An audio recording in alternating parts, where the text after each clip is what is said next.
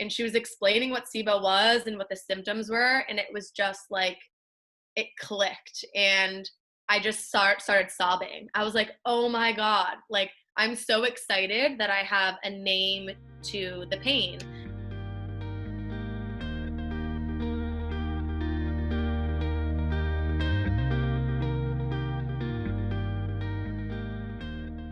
Okay, great. So, hello, thank you for everyone who is watching. And so I'm the founder of Girtwell, obviously, but really I wanted to introduce Emma here.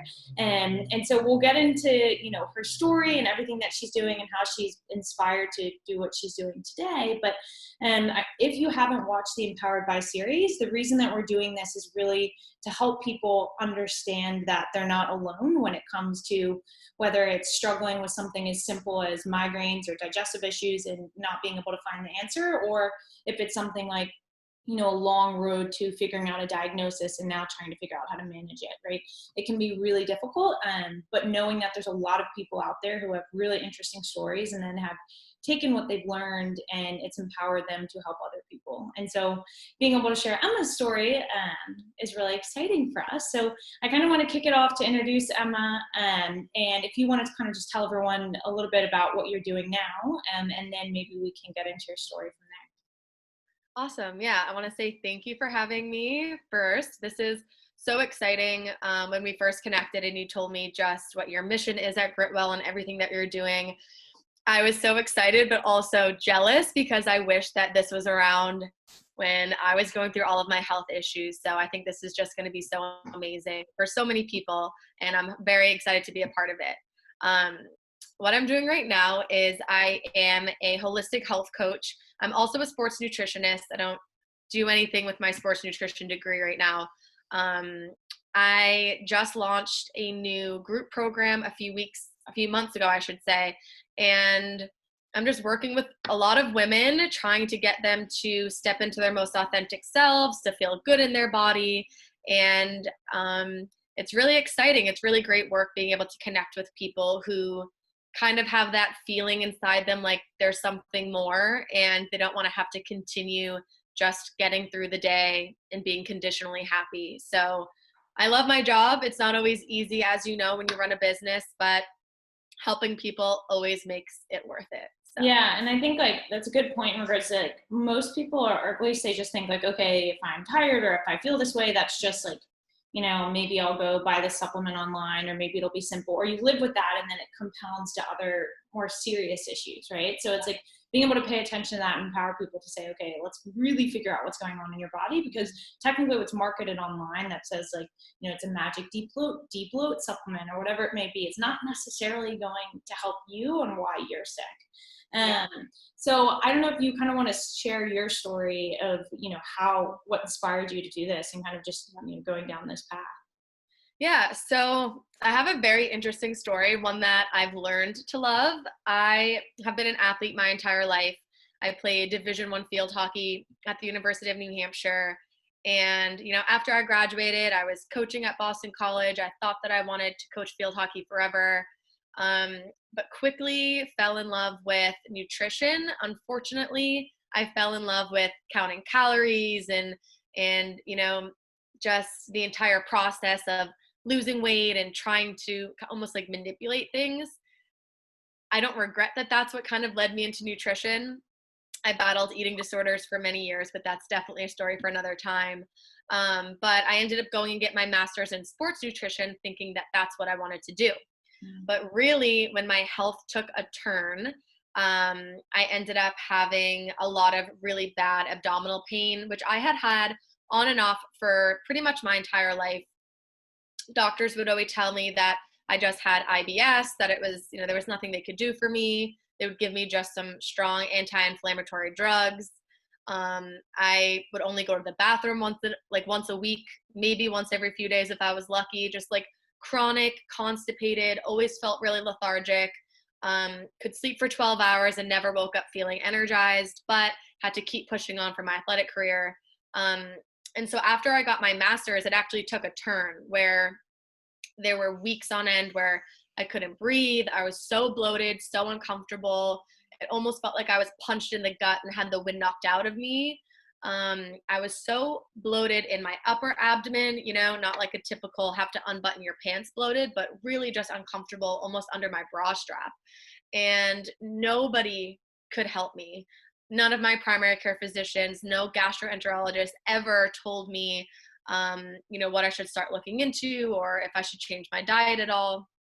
And it was not until my boyfriend, one night had to take me to the ER because I was in so much pain.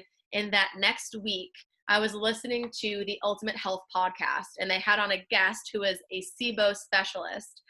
And she was explaining what SIBO was and what the symptoms were. And it was just like, it clicked. And I just started sobbing. I was like, oh my God, like, I'm so excited that I have a name to the pain.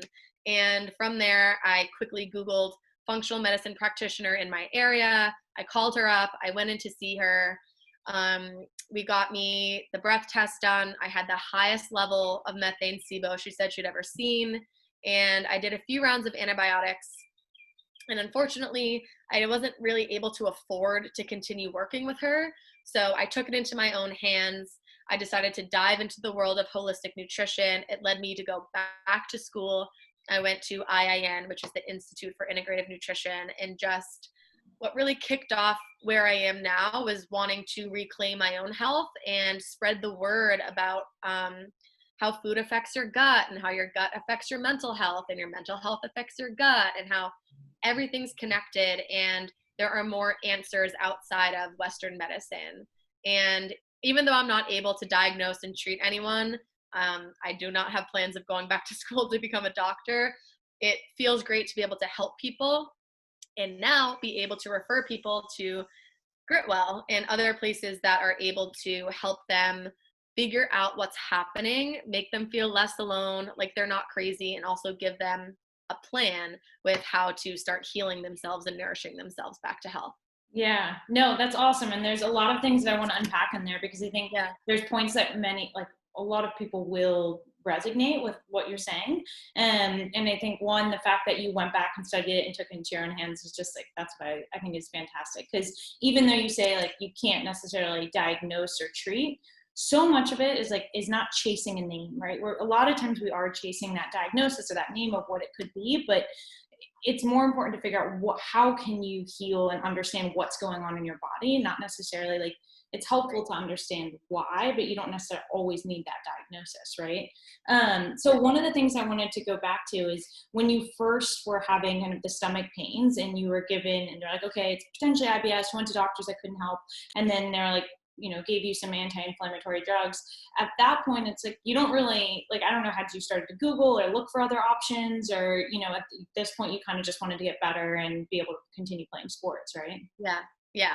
And it was always, and what's interesting is it made so much sense after I dove into and researched SIBO because certain foods that are high in FODMAPs give you more significant reactions and symptoms than other foods. So for so long, I was like, I'm definitely allergic to something. I was trying to pinpoint certain foods, which you really can't. When I was going through the entire process, I was addicted to Googling my symptoms and trying to figure out what it was. And I had been going to my primary care for years, just pleading with her, like, I don't go to the bathroom. I don't poop. And I'm literally full of, and I knew that it was weighing on my body. I didn't have energy. I wasn't vibrant. I've had severe skin issues as well. You can't see it too much, but I naturally have some redness on my cheeks. But for years, it was like bright red. I had dry, bumpy skin. My scalp would peel off like every few weeks. I just never really felt good in my body.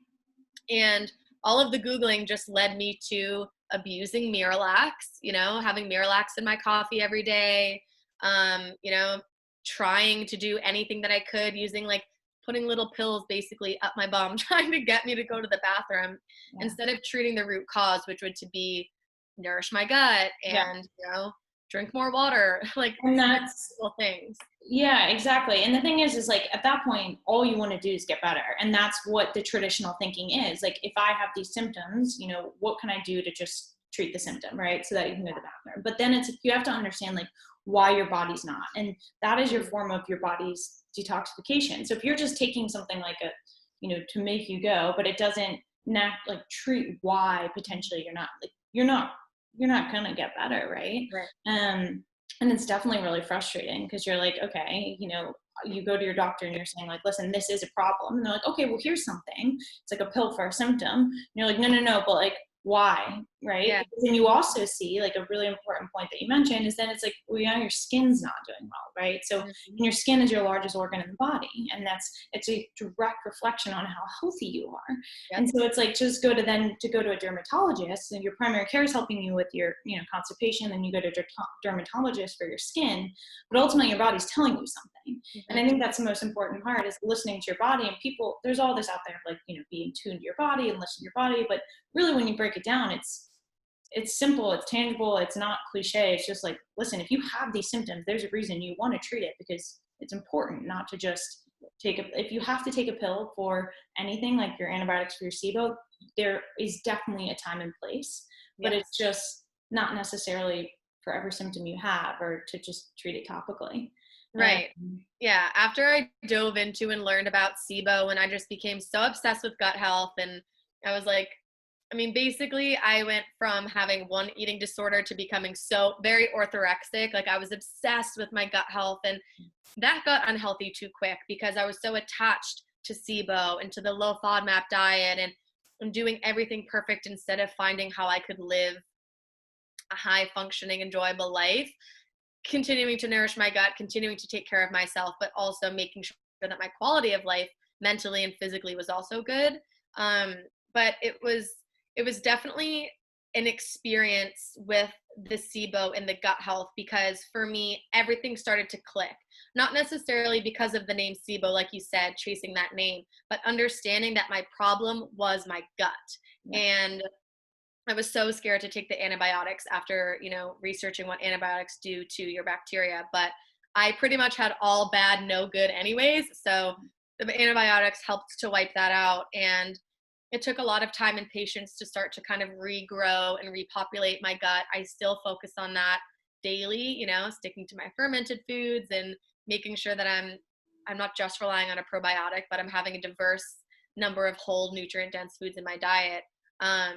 But knowing that the gut was the root cause of so many things that I was dealing with, my anxiety, my bouts of depression, a lot of my addictive behaviors, as well as my skin health, my digestive health, that to me was just like every door that I needed to be opened once I understood what was happening beneath the surface. Yeah, no, and a lot of good points in there too. And that one, like, first of all, just kind of going back to the Googling thing, like when you are Googling things, you are going to freak yourself out.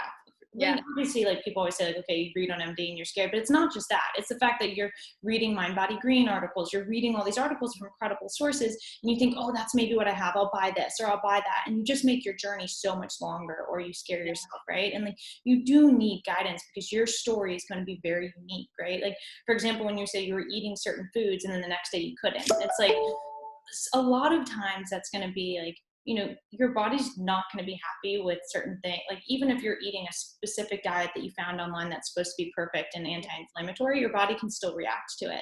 And then in regards to the patient's aspect, like that's something that we all need to understand, and that you didn't get here, like, or get to this place within a month. So you're not necessarily going to get better in a month, right? Like being patient with your body, as you said, and saying like, okay, it may take 3 months, but I'm ready because I know that I don't want to just do this symptomatic approach anymore. I want to understand, as you said, holistically, that my gut is going to affect my brain, and it's going to impact anxiety and depression, and it's going to impact my skin.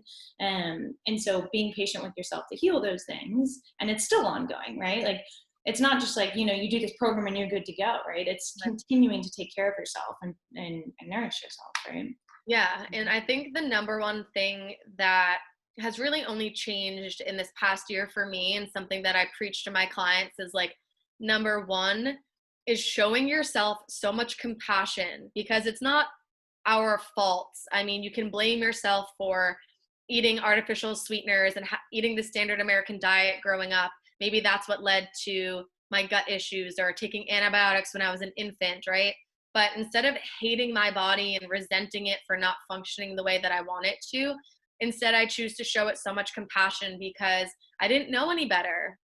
My years of eating disorders and, having 0-calorie syrups and sweeteners and chugging, Red Bulls and having Halo Top and growing up on Trix yogurt and all that nonsense, right? I didn't know any better, but I think it was 22 or 23 years old when I got that diagnosis, and I chose to focus on my health holistically, choosing to do that and focusing on the future and not really harping on feeling shame about the past or what got me to that point is really important. And it's really important for my clients as well, because they're like, oh my God, now that I know all this information, I can't believe I ever did that. I can't believe I ever ate that way. And that's not going to do yourself any good physically or mentally. So releasing the judgment and releasing the shame and just focusing on moving forward.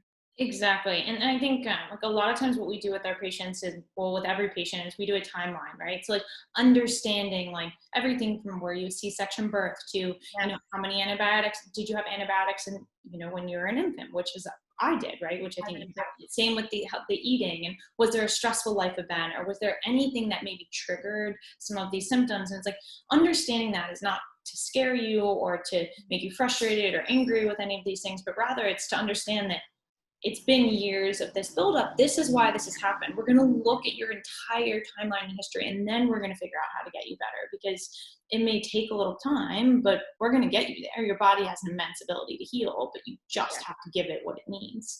Exactly. And one of the other things I wanted to just touch on is the gut-brain connection, just quickly, and that we have a lot of patients too who have anxiety or depression, and there's a lot of resources out there, right? So everything from therapy to meditation apps, which are all fantastic. But what I think is missed a lot is, if you often have anxiety, there's likely other symptoms, right? And a lot of that inflammation that starts in the gut, does potentially go to the brain and cause some neuroinflammation. And so understanding and not being so hard on yourself when you have anxiety or when you have depression, it's not, like you said, it's not your fault, right? This is like physiology. This is how your brain and your gut works. This is just, and there's ways to tackle it other than just medication, depending on the stage and where you're at. And it's just understanding and being patient and with that and nice to yourself, right? Yes. Yeah. Yeah. I love the topic of the gut microbiome, especially when it comes to inflammation. The inflammation piece just always hits home for me so hard, because I know myself, like my mom, she suffers from fibromyalgia. She's had Lyme disease. She's always been like that mystery. What can we do for you? And she's really only found relief by changing her diet and really focusing on eliminating inflammatory foods. And it doesn't have to be restrictive, but just that understanding of what that inflammation is doing, not just to you on like a cellular level, but how it presents itself in your everyday life with the anxiety or the lethargy and the stress and, everything that comes with chronic inflammation. So that's like my favorite thing to like dive into. No, I agree. And chronic inflammation it's kind of an odd thing, because I think a lot of people, that watch us may be like, oh, maybe I have SIBO, or is it inflammation? This is my problem. And it's like, okay, there's always going to be a lot that's compounded, right? So it's like, it may be the fact that you do have some inflammation, but you also have some gut dysfunction. You also have, X, Y, Z, but it's important that inflammation can be caused differently, and it shows up differently in everyone, right? So, the fact that your mom has diagnosed autoimmune conditions, but can figure out what causes inflammation for her, cut that out of her diet, we can figure out what causes that inflammatory reaction in your body is really important. So, yeah. Well, awesome. I think your story is really empowering. And I think one of the other things I wanted to touch on is you said, and I've read some things about how defining healthy should be different, right? And I think that's more, when you say it, it sounds kind of surface level, but when you unpack it, it's really important. It's an important message. So just kind of to speak to that if you can. Yeah, I think what's really interesting for me is when I first started my Real With Emma account, when I first decided, okay, I'm going to become a health coach, I put myself in this box. I was like, okay, I'm going to post pictures about food, and I'm going to give people like, this is why you should eat an avocado. And I kept it so small, but it's always hard to explain, because I truly think that my health journey, my healing journey, it's just it's like the snowball effect. Like I just keep building and building and finding new areas to address and dive into and heal. And I really think that at the end of the day, health and wellness really just comes from being able to say that you feel vibrant and that you feel good. And it's not about the scale, it's not about the weight. You can feel good and still be, have a breakout. I think it's really hard for people when they're like, I cut out inflammatory foods, I'm not eating gluten and dairy anymore, but like I still have acne, or I'm still, I still have all these other symptoms. And sometimes there are environmental things that we need to take into play, other toxins, like, is it mold toxicity? Is it just the gluten and the dairy? And there's not this one cookie cutter way to achieve health. And it's so individual. And I just really promote like trial and error. Just keep going and embrace the lows and embrace the highs. The darkest, lowest moments of your health journey, that's when you have the opportunity to learn and to grow. And it always leads you into that next place. That next door will start to open. And it's such a good question. I feel like I would need like an hour to answer this, but really for me, nourishing yourself every minute of every day, what's the next best thing that I can do to honor myself, and just going with that.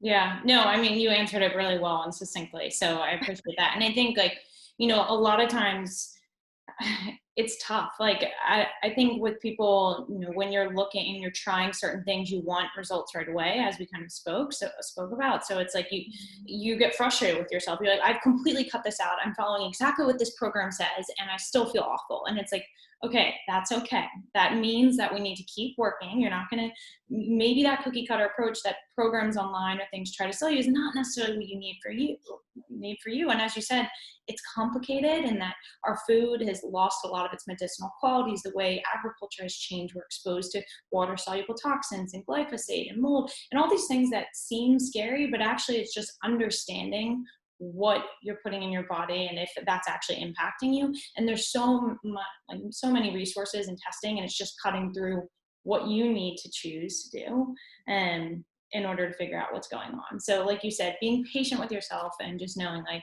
listen, just because FODMAP didn't work for you, or just because that didn't work for you, didn't mean that you're a medical mystery. Like we're going to figure it out. It's just going to take time, and you have to be the one who's on this journey and empowered to keep going until you figure it out. Yes. Yeah, exactly. It's hard, but it's worth it. It's always worth it. Exactly. Well, awesome. It was so great speaking to you. And I think there's a lot of people out there who may listen to this, and their story is not always going to be the same. Like we said, but there's going to be a lot of things that you hear that maybe resonate with you, and understanding that you're definitely not alone on this, and there's answers and there's resources and people who are really excited and passionate about solving this and helping. So yeah. Well, thank you so much for having me. And I'm so excited to see where Gritwell goes, because I think that it's so needed. Oh, well, thank you. And I'm so excited about what you're doing. I'm going to put your contact details and everything so everyone can see your account and everything that you're doing. So awesome. Yeah. Okay, great. Well, thank you, Emma.